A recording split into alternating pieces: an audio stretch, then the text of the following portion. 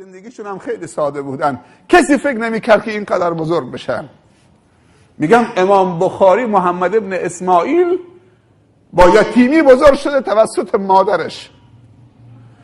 بچه بود، به سن بلوغ نرسیده بود که پدرش فوت کرد. مادرش دست این بچه رو گرفت برد به بلاد حرمین. یک زن، اونم نه امروز که با هواپیما سوار بشه بلیط بگیره 2 ساعت بره اونجا خطری اونو تهدید نکنه. اون روز که رسیدن به حرمین از بخارا و سمنقند شاید 6 ماه طول میکشیده. تو این بیابان برهود با این راهزنا و قافله و طوفانای شن و قحطی و همه خطرهایی که اونا رو تهدید میکرد، یک زن دست صغیرش میگیره در به در. فقط آدرس دادن که تو حرمین اونجا کل علما جمع میشن، خصوصا چه مسجد الحرام از انحاء عالم اسلامی تو دلش انداخته خدا که این بچه رو ببرم اونجا که از محضر علمای جهان اسلامی که اونجا هستن استفاده بکنه. این مادر چقدر به فکر توسعه است. یک مادری که بچه رو با یتیمی بزرگ کرده الان میشه امیر المؤمنین در حدیث. بالاتر از بخاری دارید؟ یک یتیم.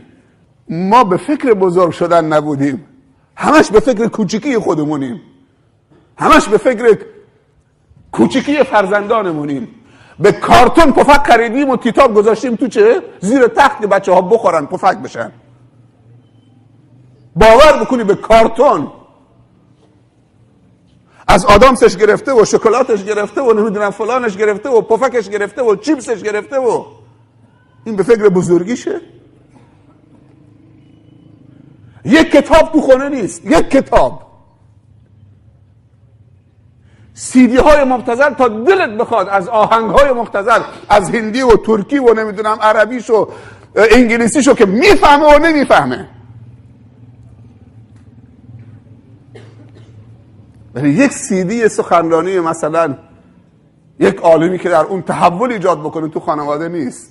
یک مادر بچه یتیم و دستش میگیره، مادر بریم بلاد حرمین، اونجا در محضر علما زانو بزنید. میگه شبی همین محمد ابن اسماعیل این نوجوان در خواب دید که 2 زانو جلو رسول الله صلی الله علیه وسلم نشسته، زانو زده، یک بادزنی دستشه، مگس معذرت میخوام میشنه رو صورت مبارک، این با بادزن دور میکنه. یک دفعه از خواب پرید که نه رسول الله هست صلی الله علیه وسلم، نه مگسی نه بادزنی. رفت پیش استادش گفت جناب شیخ همچین خوابی تعبیرش چیه؟ استاد گفت که تو احادیث دروغینی که به پیامبر چسباندن، تو احادیث دروغ دفع میکنید. این مگس تعبیر احادیث دروغه و این بادزن علم حدیثه که تو دنبالشید، میری دنبالش، عالم میشید. میگه همت در من بلند شد، تعبیر خواب.